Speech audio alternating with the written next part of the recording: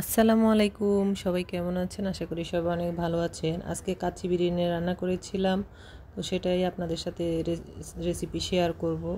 তো আমার রেসিপিটা যদি ভালো লাগে সবাই অবশ্যই আমার পেজটাতে ফলো দিবেন, চ্যানেলটাকে সাবস্ক্রাইব করে রাখবেন, লাইক দিয়ে পুরো ভিডিওটা দেখবেন আশা করছি। তো এই যে এখন চলে যাচ্ছি মূল ভিডিওতে। তো আজকে আমি মাটন বিরিয়ানি রান্না করেছিলাম খাসির মাংস দিয়ে কাচ্চিটা খেয়ে কিন্তু সবাই প্রশংসা করেছে, কাচ্চিটা অনেক মজা হয়েছে। আশা করছি আপনাদেরও ভালো লাগবে, তো সাথে থাকবেন সবাই। তো প্রথমে আমি বাসমতি চাল নিয়ে চালটাকে আধা ঘন্টার মতো ভিজিয়ে তারপর ধুয়ে নিয়েছিলাম। চালটা 50% যদি ভিজিয়ে রাখা হয়, মানে 38 মিনিটের মতো ভিজিয়ে রাখলে চালটা একটু লম্বা হয়, তো সিদ্ধ হতে চালটা অনেক সময় লাগে না আর কি। তো এখানে আমি পানি ফুটিয়ে রেখেছিলাম, তো পানিটা ফুটিয়ে লবণ দিয়েছিলাম আগে। তো পানিটা ফোটানোর পর আমি এখানে চালগুলো ঢেলে দিয়েছি। এখন পানির মধ্যে একটু তেল দিয়ে দিয়েছি, চালগুলো দেওয়ার পরে যে চালগুলো ফুটে উঠেছে, তো আমি এখানে চালগুলোকে 80%-এর মতো সিদ্ধ করে তারপর চুলা থেকে নামিয়ে নিব। তো এই তো আমার চালগুলো ফুটে ওঠার পর যখন 80% সিদ্ধ হয়েছে তখন আমি ঝুড়িতে পানি ঝরিয়ে নিয়েছি। এই যে দেখতেই পাচ্ছেন, এরকম সিদ্ধ অবস্থায় নামিয়ে নিতে হবে। এরপর আমি চালটাকে ঝুড়িতে ঢেলে রেখে দিয়েছি পানি ঝরার জন্য। তো এদিকে আমি আলু কেটে নিয়েছিলাম, তারপরে খাসির মাংস নিয়েছি, মাংসগুলোকে ধুয়ে পানি ঝরিয়ে নিয়েছি। আর এদিকে আলুগুলোকে আমি যে আলুগুলো সাইজে ছোট ওগুলোকে আমি আস্ত নিয়েছি। তো এই তো দেখতে পাচ্ছেন, এখানে আমি 1.5 কেজির মতো নিয়েছি খাসির মাংস, তারপরে এখানে আলু নিয়েছি 1/2 কেজির মতো। এই যে মাংসের পিসগুলো এরকম বড় বড় রেখেছি, যাতে যেহেতু কাচ্চি বিরিয়ানিতে মাংসের সাইজগুলো একটু বড় থাকে, তো আমিও চেষ্টা করেছি এখানে মাংসের পিসগুলো বড় রাখার। তো এখানে আলুগুলোকে আগে হালকা করে ভেজে নিব, সেজন্য এখানে দিয়ে দিব সামান্য একটু জর্দার রং। আপনারা চাইলে রং ছাড়াও ভেজে নিতে পারেন, যেহেতু জর্দা রং ব্যবহার করা হয় সেজন্য আমিও দিলাম সৌন্দর্যের জন্য আর কি। তো যারা জর্দা রং পছন্দ করে না তারা স্কিপ করতে পারেন। এটা আমি এখন রঙগুলো দিয়ে আলুগুলোকে ভালো করে রঙের সাথে মিশিয়ে নিচ্ছি। তো এখন চলে যাব চুলাতে। চুলায় আমি প্রথমে একটা পাতিল বসিয়ে তারপর এখানে পরিমাণ মতো তেল দিয়ে তেলটাকে গরম করে নিয়েছি। এখন আলুগুলোকে ঢেলে দিলাম, দিয়ে এখন নেড়ে চেড়ে ভালো করে আলুগুলোকে ভেজে নিব। তো এখানে দিয়ে দিব সামান্য একটু লবণ,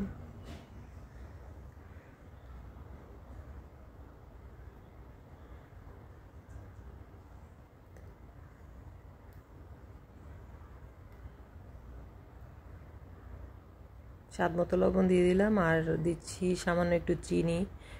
চিনিটা কিন্তু আলু ভাজার সময় দিলে আলুর কালারটা সুন্দর আসে, তো আর আলুটাও একটু মিষ্টি মিষ্টি লাগে, খেতে ভালো লাগে। তো এখন সব কিছু আবারও নেড়ে চেড়ে মিশিয়ে নিব। এরপর আলুগুলো যখন ভাজা হবে তখন তুলে নিচ্ছি।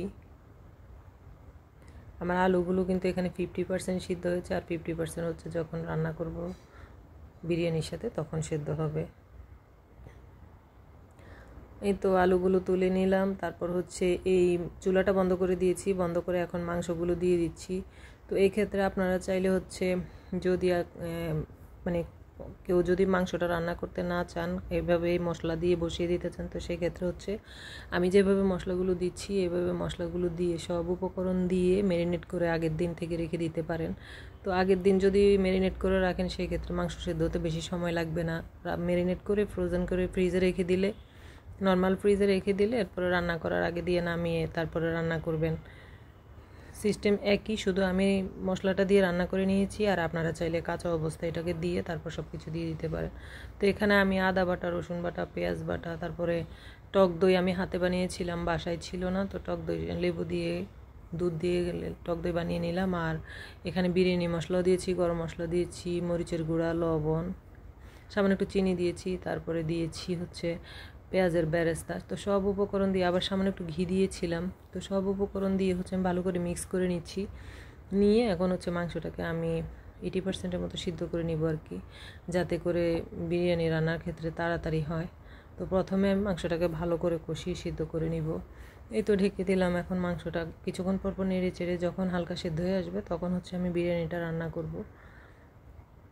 আর কতক্ষণ পর পর নেড়ে দিতে হবে, নাহলে কিন্তু মশলাগুলো নিচে পুড়ে যাবে। এই তো আমার মাংসটা প্রায় হয়ে আসছে, তেলও বেশি উঠেছে।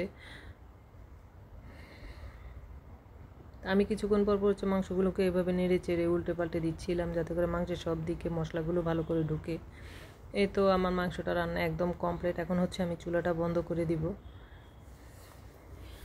ভালো করে নেড়ে চেড়ে হচ্ছে মাংসগুলোকে একদম সুন্দর করে সেট করে দিয়ে তারপর হচ্ছে আমি চুলাটা বন্ধ করে দিয়েছি। এখন হচ্ছে বিরিয়ানিটা সেট করার পালা। এখানে হচ্ছে কাঁচামরিচ দিয়ে দিলাম কয়েকটা, তারপরে আলুগুলো দিয়ে দিলাম, ভেজে রাখা আলুগুলো।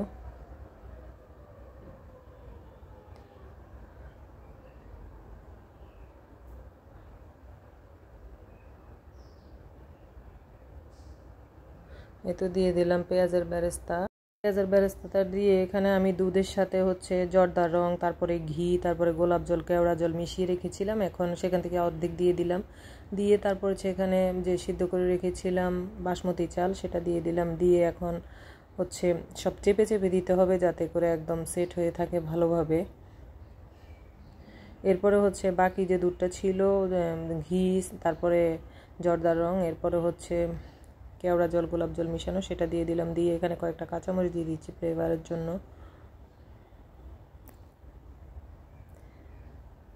আর এখানে দিয়ে দিচ্ছি এখন বেরেস্তা। এই তো আমার বিরিয়ানি কিন্তু রেডি। এখন হচ্ছে ঢেকে শুধু লো হিটে জাল করব আর কি। তো এখানে এখন এগুলো ঢেকে দিচ্ছি। এই বিরিয়ানি রান্নাটা কিন্তু অনেক সহজ, ঘরোয়াভাবে একদম রেস্টুরেন্টের মতো স্বাদ আসবে। তো আপনারা চাইলে এভাবে আমার রেসিপি দেখে করতে পারেন, অনেক সহজ রেসিপি। তো এখানে হচ্ছে এখন একটা তাওয়া বসিয়ে দিলাম, যেহেতু সরাসরি দিলে হচ্ছে নিচে মশলাগুলো পুড়ে যাবে, তো সেই জন্য তাওয়াটা বসিয়ে আমি চুলাটা অন করে দিলাম, দিয়ে পাতিলটা বসিয়ে দিয়েছি একদম চুলা লো হিট করে। তারপর হচ্ছে এই যে আমার বিরিয়ানি রেডি।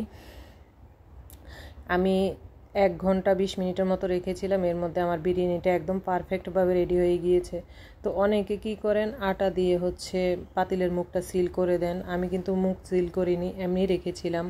বাষ্প যাতে বের না হয় ওই রকম অবস্থায় ঢাকনা দিলেই হলো। সেজন্য সিল করতে হবে, তার কোনো মানে দরকার নেই। যারা সিল করতে চান করতে পারেন। তো এই তো আমি এখন বিরিয়ানিটাকে উল্টে পাল্টে এই যে পরিবেশন করে নিলাম এখানে একটা ডিশের মধ্যে। দেখতেই পাচ্ছেন আমার বিরিয়ানিগুলো কত সুন্দর এবং পারফেক্টভাবে হয়েছে। তো আপনারাও চাইলে এভাবে আমার রেসিপি দেখে করতে পারেন, অনেক সহজ পদ্ধতিতে কাচ্চি বিরিয়ানি রেসিপি। তো সবাই ভালো থাকবেন। আজকের মতো এখানে বিদায় নিচ্ছি। আল্লাহ হাফেজ।